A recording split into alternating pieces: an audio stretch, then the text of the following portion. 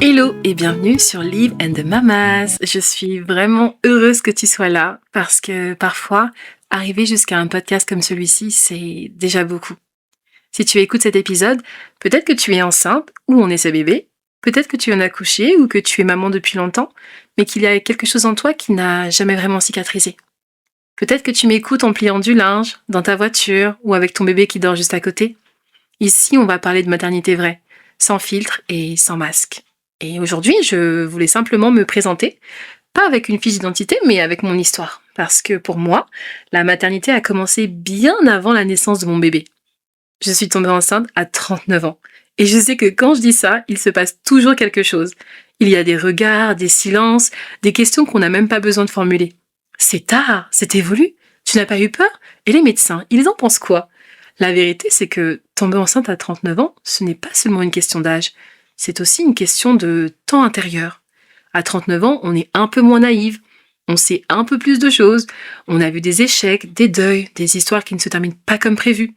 Alors quand j'ai vu ce test positif, je n'ai pas sauté de joie. Je n'ai pas crié et je n'ai pas pleuré. J'ai retenu mon souffle et je me suis juste dit « D'accord, mais est-ce que ça va tenir ?» À 39 ans, on ne vit pas une grossesse comme à 25.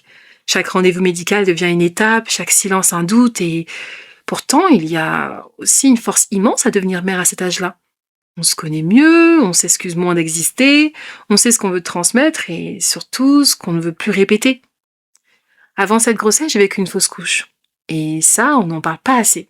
Ou alors on en parle peu. Ou alors on en parle mal. Ou trop vite. Et une fausse couche, ce n'est pas rien. Ce n'est pas la nature. Et c'est encore moins, tu en auras un autre. C'est un deuil invisible. On pleure quelque chose que personne n'a connu. On porte une douleur que le monde minimise. Donc quand je suis retombée enceinte après cette perte, je n'ai pas ressenti une joie pure. J'ai ressenti de la peur. La peur de m'attacher, la peur d'espérer, la peur de revivre la chute. Et je me disais, je vais pas trop y croire, je vais attendre, je vais me protéger. Mais comment fait-on pour être enceinte sans s'attacher? Comment fait-on pour porter la vie sans aimer déjà? Après une fausse couche, la grossesse n'est plus innocente. Elle devient prudente, silencieuse et parfois très solitaire. Et puis, j'ai vécu quelque chose de très particulier. Je suis tombée enceinte en même temps que ma meilleure amie. 2 grossesses côte à côte, 2 ventres qui grandissent ensemble et 2 femmes qui se regardent avec un mélange de joie et de crainte. C'était beau, mais ce n'était pas toujours simple. Et puis, à un moment, nos 2 grossesses ne se sont plus déroulées de la même façon. Ma meilleure amie a fait une fausse couche et pas moi. Et ça, c'est une réalité dont on parle très peu. Parce que quand l'autre perd son bébé et que toi, tu continues à être enceinte, il n'y a aucune bonne place. Il y a de la tristesse pour elle, pour toi, la culpabilité d'être encore enceinte et une immense confusion intérieure. On se demande, mais pourquoi elle? Pourquoi pas moi? Mais qu'est-ce que je suis censée ressentir? J'avais peur de parler de ma grossesse, peur de me plaindre, peur même d'exister avec mon ventre qui continue de grandir. Et parfois, sans qu'on le décide vraiment, une distance s'installe. Pas par manque d'amour, mais par protection. Elle se protège de ma grossesse et je me protège de sa douleur. On s'aime toujours, mais on ne dit plus la même chose. C'est une épreuve silencieuse parce que la société ne nous donne aucun mode d'emploi pour ça. Comment soutenir sans disparaître? Comment continuer sans blesser? J'ai compris quelque chose de difficile. Parfois, même les liens les plus forts doivent changer de forme pour survivre. Et ce n'est de la faute de personne. À travers tout ça, j'ai compris une chose essentielle. La maternité n'est pas seulement une histoire de corps qui porte la vie.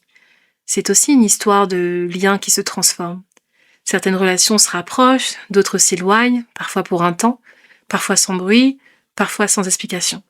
Et au milieu de ces mouvements, on continue d'avancer avec ce qu'on peut et surtout comme on peut. Et pour moi, une autre question a commencé à émerger. Comment devenir mère quand celle qui aurait dû me guider n'est plus là? Ma mère est décédée. Et tomber enceinte sans sa mère, c'est une douleur à part. Il y a des moments où son absence devient assourdissante. Quand on voit son corps changer, quand on entend le cœur du bébé pour la première fois, quand on se demande à qui vais-je ressembler en tant que mère, il y a des questions qu'on aurait voulu poser, des gestes qu'on aurait voulu observer et des silences qu'on aurait voulu partager. Être enceinte sans sa mère, c'est devenir mère tout en redevenant enfant. Il y a un vide, mais il y a aussi une transmission invisible. Parfois, je lui parlais, dans ma tête, dans mon cœur, je lui racontais les rendez-vous. Et peut-être que toi aussi, tu portes la vie avec une absence à l'intérieur de ton cœur. Si j'ai créé l'Event de Mamas, ce n'est pas pour donner des leçons. C'est parce que je sais ce que ça fait de vivre ta maternité avec des couches de joie et des couches de douleur.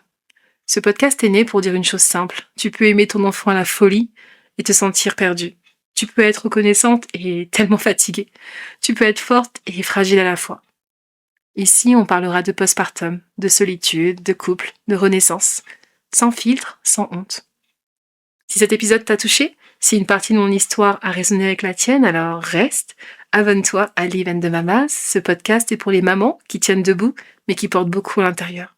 Merci de m'avoir écouté et on se retrouve très vite.